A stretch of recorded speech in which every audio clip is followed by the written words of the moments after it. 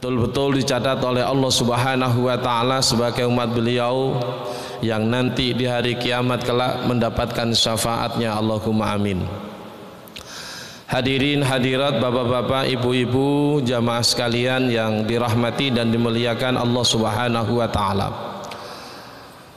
Pertama, pada malam hari ini kita akan bersama-sama mengkaji sebuah kitab yang sangat populer, yang menjadi kurikulum wajib di lembaga-lembaga pendidikan Islam, tentunya pondok pesantren pada umumnya, yaitu kumpulan hadis yang kitab ini dikenal atau dinamakan kitab Riyadhus Shalihin. Mudah-mudahan sama-sama kita niati malam ini sampai pengajian ini selesai, kita diberikan kesehatan, kekuatan oleh Allah Subhanahu wa taala. Ilmu yang akan kita kaji bersama ini betul-betul ilmu yang membawa manfaat, membawa barokah, membawa maslahah untuk kehidupan kita, keluarga kita di dunia hatta al-akhirah. Allahumma amin. Ala hadiniyah wa kulli niyatin sholihah bisyafaati Rasulillah sallallahu alaihi wasallam. Wa ana khususan muallifi hadzal kitab Riyadhus Shalihin Syekh Yahya bin Sharaf Abu Zakaria An-Nawawi Asy-Syafi'i Ad-Dimashqi. Al-Fatihah. A'udzu billahi minasyaitonir rajim. Bismillahirrahmanirrahim. Iyyaka na'budu wa iyyaka nasta'in. Ihdinas siratal mustaqim, siratal ladzina an'amta 'alaihim ghairil maghdubi 'alaihim. Para jamaah sekalian yang dirahmati dan dimuliakan Allah Subhanahu wa taala. Sebelum kita masuk pada kajian kitab ini, perlu sebagai targhib untuk kita semuanya, pengingat untuk kita semuanya, diri kami pribadi dan panjenengan semua. Sebab manusia itu al-insanu mahallul khata' wan nisyan. Manusia itu kalau dalam Al-Quran dawuhnya Allah Subhanahu wa ta'ala makhluk yang unik. Makhluk yang unik itu manusia. Jadi ada macam makhluknya Allah itu yang hanya diberikan akal oleh Allah. Jadi mulai dia diciptakan oleh Allah, taat abadal abad hatta ila yaumil qiyamah, tidak pernah maksiat kepada Allah. Siapa itu? Malaikat. Macam yang kedua, ada makhluknya Allah yang hanya diberi nafsu saja. Mulai diciptakan abadal abad hatta ila yaumil qiyamah selalu berbuat kemaksiatan kepada Allah. Nah, kita manusia ini ada di antara keduanya. Ada kala manusia itu mewarisi sifat-sifat malaikat, ada kalanya manusia itu terbujuk, terseret oleh sifat-sifat iblis setan laknatullah alaih. Maka penting bagi kita untuk selalu haus akan ilmu, untuk selalu haus akan nasihat, sebagaimana Allah firmankan dalam Al-Quran, wa tawassaw bil haqqi wa tawassaw bis sabr. Hendaknya kita sebagai orang yang beriman mempunyai watak dan karakter selalu saling nasihat menasehati suatu kebenaran dan saling berwasiat tentang kesabaran. Inilah pentingnya kenapa kita harus selalu haus akan ilmu, selalu haus untuk menghadiri majelis-majelis ilmu, majelis-majelis zikir. Supaya apa? Manusia itu ada yang mengingatkan. Jangan sampai selalu menuruti hawa nafsunya, yang kesemuanya itu hanya akan menyesatkan dirinya, hanya menemui kerugian, hanya menemui kekecewaan nanti di akhirat. Naudzubillah wa iyadzubillah. Maka kita niati malam hari ini, mudah-mudahan kajian kitab Riyadhus Shalihin yang menurut maknanya adalah taman-taman orang-orang yang solih. Allahumma amin. Mudah-mudahan kita termasuk. Apalagi kita ada di masjid ini, majelis zikir, majelis ilmu. Rasulullah pernah menyampaikan bahwa jika kalian melewati majelis ilmu, majelis zikir, maka berhentilah, karena itu adalah taman surga. Berarti kita ada di taman surga. Mari kita niati hadir kita mulai tadi melangkahkan kaki kanan masuk masjid dengan apa? Nawaitul i'tikafa sunnatan lillahi ta'ala. Mudah-mudahan mulai duduk kita, mulai hadir kita mendengarkan kajian ini, ya, dihitung pahala per detik, per menit, per jamnya oleh Allah Subhanahu wa taala. Allahumma amin. Para jamaah sekalian, bapak-bapak, ibu-ibu yang dirahmati dan dimuliakan Allah Subhanahu wa taala. Kitab ini dinamakan Riyadhus Shalihin. Pengarangnya adalah seorang ulama besar pada abad ke-7 Hijriah. Beliau adalah Abu Zakaria bin Sharaf An-Nawawi As-Syafi'i Ad-Dimashqi. Beliau lahir pada tahun 631 Hijriah. Umurnya tidak panjang, 45 tahun. 45 tahun. Tapi karangan-karangan kitabnya luar biasa. Di antaranya Riyadhus Shalihin. Ada lagi kitab Al-Adhkar yang bicarakan tentang akhlak. Ada lagi Raudhatut Thalibin.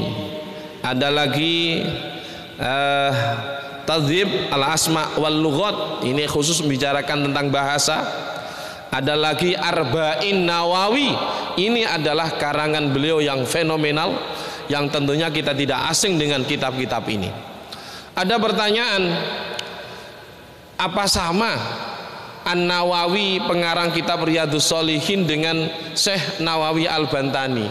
Jawabannya tidak sama.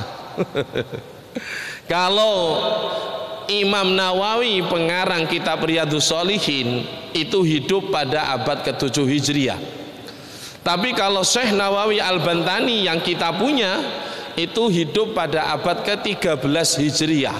Nah ini ya, ada rentang waktu 7, 8, 9, 10, 11, 12, 13, 7 abad jaraknya antara Imam Nawawi Ad-Dimashqi dengan Syekh Nawawi Al-Bantani pengarang kitab Nasaikhul Ibad, Qami Tuhyan, Uqudul Ujen. Nah itu adalah pengarang Syekh Nawawi Al-Bantani Indonesia punya, yang beliau wafat dimakamkan di Ma'la di Mekah.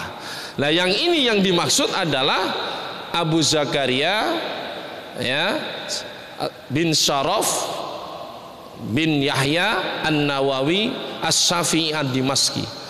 Beliau lahir di sebuah desa namanya Nawa, sehingga Nawawi, ada di Damaskus, Suriah.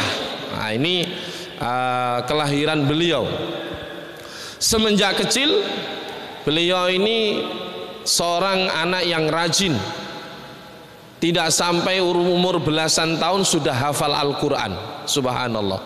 Ini orang-orang hebat ya. Mudah-mudahan anak turun kita termasuk orang-orang yang hebat, ahli ilmu, juga ahli ibadah, minas sholihin. Allahumma amin.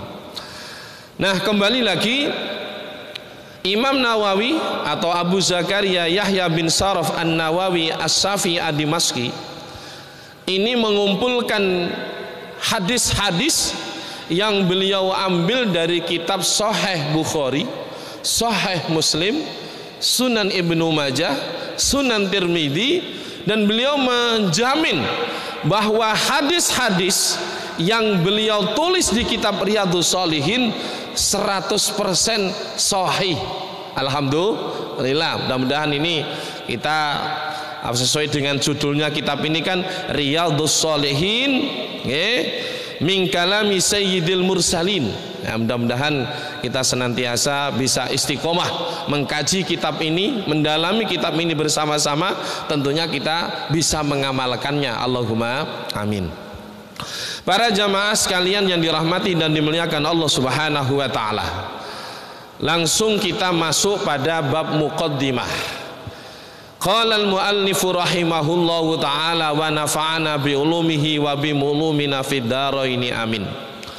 Bismillahirrahmanirrahim. Alhamdulillahil wahidil qahar al-azizil ghaffar mukawwiril laili 'alan nahar tadhkiratan li ulil qulubi wal ibsar wa tabsiratan lidawil albabi wal i'tibar alladhi ayqadha min khalqati man istafah fasahadahu fi hadhihi dar. Imam Nawawi memulai kitab ini dengan menyebut nama basmalah. Jadi ada kalimat-kalimat thayyibah yang tentu tidak asing buat kita. Basmalah itu bunyinya Bismillahirrahmanirrahim.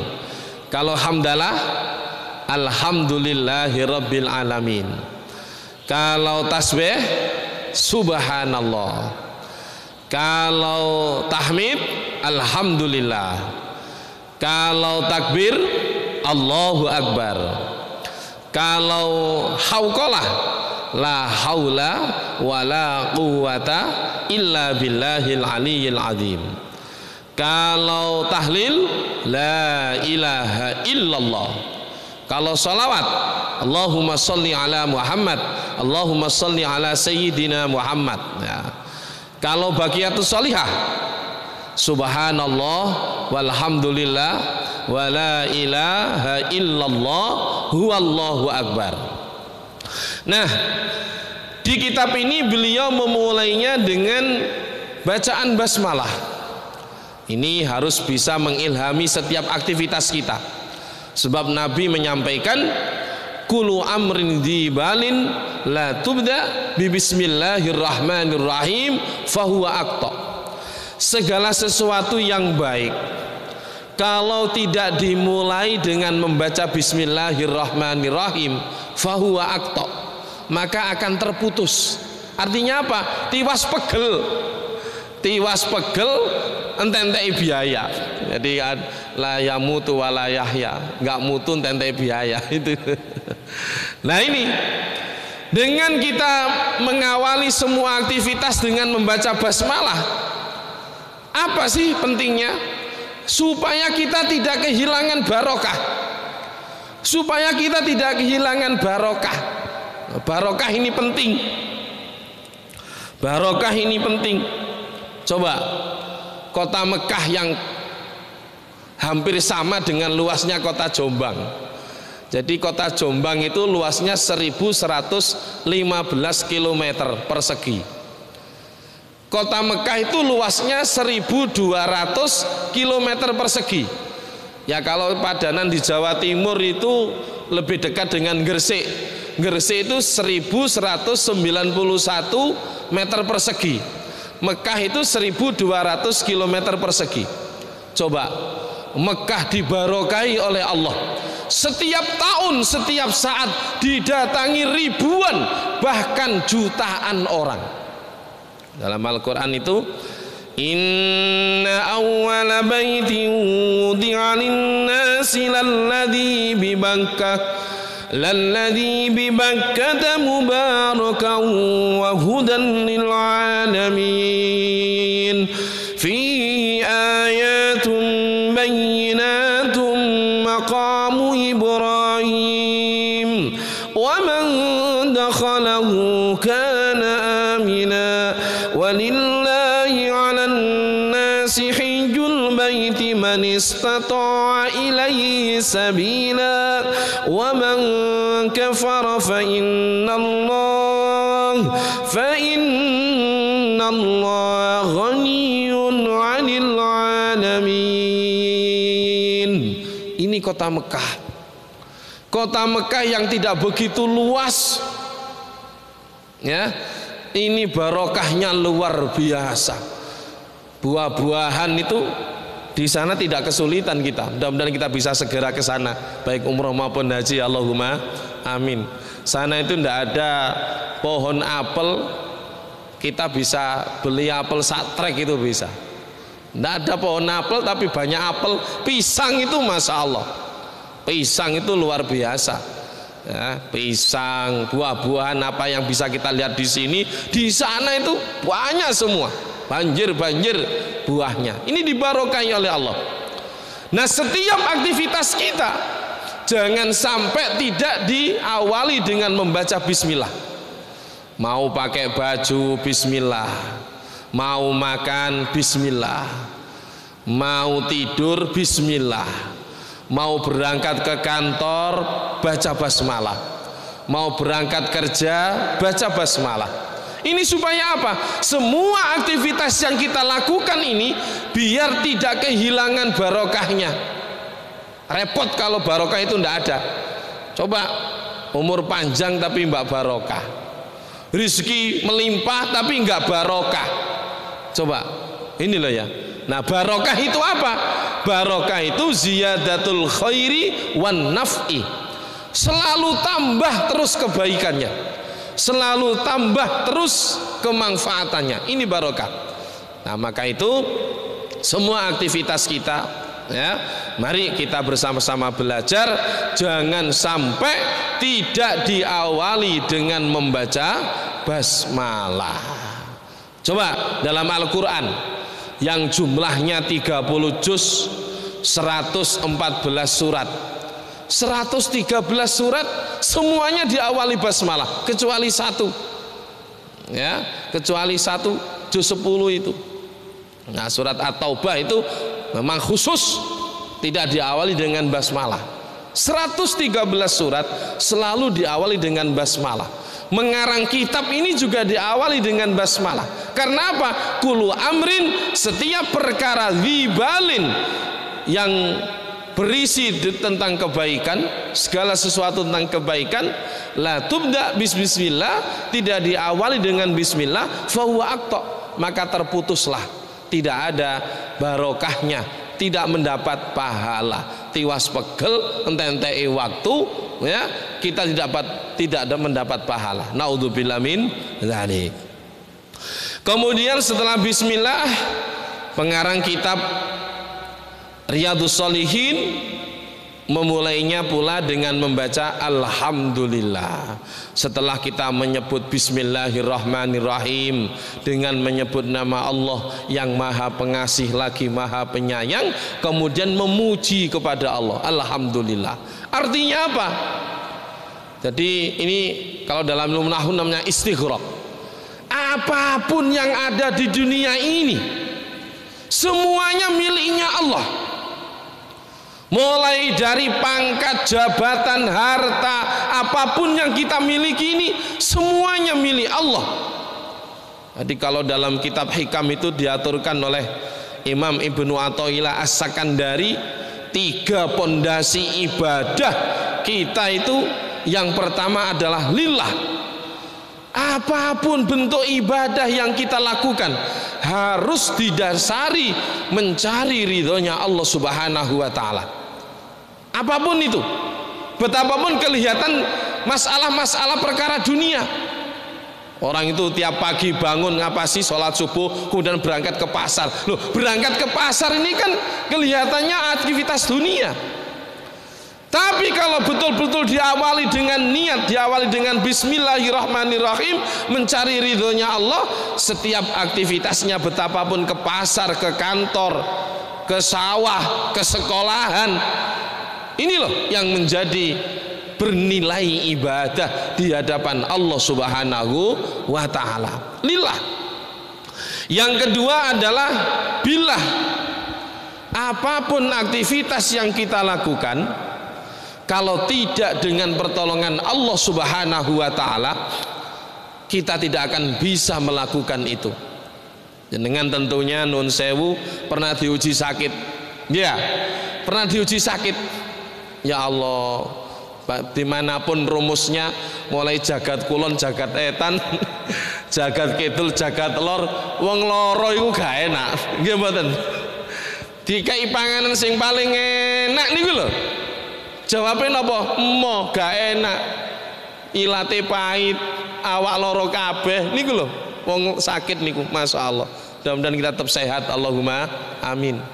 Nah, ketika kita sehat, bisa melangkahkan kaki ke masjid, bisa melangkahkan kaki menuju tempat kerja, aktivitas-aktivitas yang lain. Ini kalau tidak dengan pertolongan Allah Subhanahu wa taala, maka niscaya itu semuanya tidak akan bisa kita lakukan. Ini makna yang hakiki, la haula wala quwata illa billahil aliyil azim. La haula itu apa? Tidak ada daya. Untuk apa? Melakukan ibadah kepada Allah, untuk melakukan ketaatan kepada Allah. Wala quwata, dan tidak ada kekuatan untuk menjauhi maksiat, larangan-larangannya Allah, illa billah, kecuali atas pertolongan Allah Subhanahu wa taala. Nah ini saling mengingatkanlah, yang mengingatkan saya pribadi juga panjenengan semuanya. Ndak mesti sing nyekel mius wapi ngono, mboten nggih, saling mengingatkan nggih, saling mengingatkan. Karena pada hakikatnya wallahu fi aunil abdi madama abdu fi auni akhi. Versi yang lain makanal abdu fi auni akhi. Jadi hakikatnya kita kalau diingatkan, dinasihati orang itu sebenarnya dia menolong kita. Supaya apa? Kita tidak terjerumus, ya, kita tidak menjadi salah. Nah ini harus berterima kasih tentunya. Nah ini wataknya orang yang beriman, wataknya orang yang taat kepada Allah, selalu dia berterima kasih kepada sesamanya. Hakikatnya walaupun tidak diberi uang, ya, kadang kita akan ngukur terima kasih muncul setelah diberi sesuatu. Padahal apa? Ya, dinasehati itu sesuatu yang berharga sekali. Qaulun ma'rufun wa maghfiratun khairum min sadaqatin yatba'uha adza. Kata-kata yang baik, nasihat yang baik kepada sesama saudaranya, wa maghfiratin, dan mempunyai jiwa pemaaf, itu khairun min sadaqatin. Esensi keduanya, kedudukan keduanya di sisi Allah lebih baik, khairun min sodakotin, daripada sodakoh berupa harta benda, yatba'uha adza, yang selalu diungkit-ungkit. Awakmu lek gak tak tolong biyen, gak mungkin sok koyo ngene. Lho niki lho mboten oleh. Nggih. Nah, kalau bisa itu konsepnya ketika tangan kanan kita memberi, tangan kiri ini sembunyi. Itu Rasulullah. Yadul ulia khairun minal yadis sufla. Artinya apa? Udah, saya berbuat apapun lillahi ta'ala, nggak usah diungkit-ungkit, ya, nggak ada hilang ganjarannya. Ini lihat. Nah, pondasi yang ketiga di kitab Hikam, dawuhnya Imam Ibnu Athaillah As-Sakandari adalah filah, hendaknya ibadah yang kita lakukan, aktivitas yang kita lakukan, ya, sesuai tuntunan dan ajaran Rasulullah Muhammad sallallahu alaihi wasallam. Lewat mana? Lewat Al-Quran, lewat dawuh-dawuhnya, yaitu hadis-hadisnya ini kita pelajari bersama. Ini merupakan cara diantara kita untuk betul-betul bisa mengamalkan amaliyah-amaliyah yang disampaikan, yang dituntunkan, yang dicontohkan baginda Nabi Muhammad sallallahu alaihi wasallam. Kita lanjutkan di kitab Riyadhus Shalihin. Ini terdiri dari 265 bab. Nah, 265 bab. Hadisnya berjumlah 1897 hadis. Kita kaji bersama-sama. Mudah-mudahan ya, ngaji ini kan harus sabar juga, ya, harus sabar, harus telaten, dan apa? Watuli zamanin, masanya membutuhkan waktu yang panjang. Ya, mudah-mudahan kita diberikan umur yang panjang oleh Allah Subhanahu wa taala, bisa menyelesaikan kajian hadis kitab ini, dan kita diberikan kesehatan oleh Allah Subhanahu wa taala. Allahumma amin. Para jamaah sekalian dimuliakan Allah Subhanahu wa taala, kita mulai di bab yang pertama. babul ikhlas wa ihdharin niyah fi jami'il a'mal wal aqwal wal ahwal al barizati wal khafiyah. Bab yang pertama di kitab Riyadhus Shalihin ini membahas tentang ikhlas. Ya, ikhlas, kemudian wa ihdharin niyah, dan menghadirkan niat fi jami'il a'mal, di setiap aktivitas kita, perbuatan kita, wal aqwal, dan ucapan-ucapan kita, wal ahwal, dan dalam situasi dan kondisi apapun, al barizati, baik dalam kondisi keramaian, wal khafiyah, dan dalam kondisi samar. Ya. Kemudian qala Allah Ta'ala, a'udzu billahi minasy syaithanir rajim, bismillahirrahmanirrahim, wa ma umiru illa liya'budullaha mukhlishina lahuddin hunafa'a wa yuqimus salata wa yutuz zakah wa dzalika dinul qayyimah.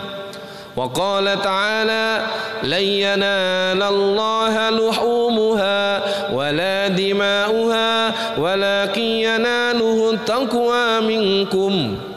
Diawali dengan ayat Al-Quran. Para jamaah sekalian, ayat ini diawali dengan wa ma umiru illa liya'budullah, dan Allah sekali-sekali tidak memerintahkan kalian ibadah kepada Allah kecuali kalian kerjakan dengan tulus dan ikhlas. Panjenengan setelah takbiratul ihram, ya, kalau tadi usolli fardul maghribi salasa raka'atim